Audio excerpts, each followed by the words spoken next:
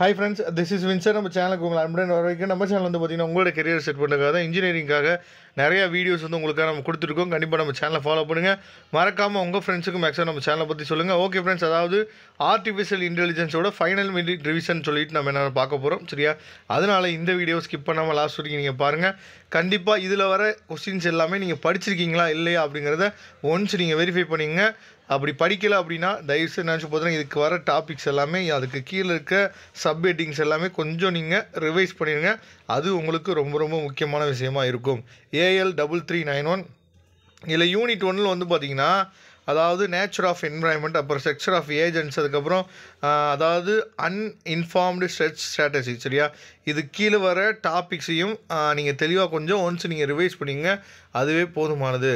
அதுக்கப்புறம் வந்து பார்த்திங்கன்னா local search algorithm and optimization, சரியா? அதுக்கப்புறம் சர்ச் ஸ்ட்ராட்டஜிஸ், அதுக்கப்புறம் சர்ச் வித் அதாவது டிட்டர்மினிஸ்டிக் ஆக்ஷன், சரியா?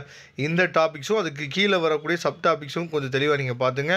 அதுக்கப்புறம் யூனிட் 3 வந்து பார்த்திங்கன்னா அல்ஃபா பீட்டா சர்ச், சரியா? அதுக்கப்புறம் CSB, அதுக்கப்புறம் கன்ஸ்ட்ரைன்ட் அதாவது ப்ராபகேஷன், இது ரொம்ப முக்கியமானது. அதை தெளிவாக நீங்கள் பார்த்துங்க.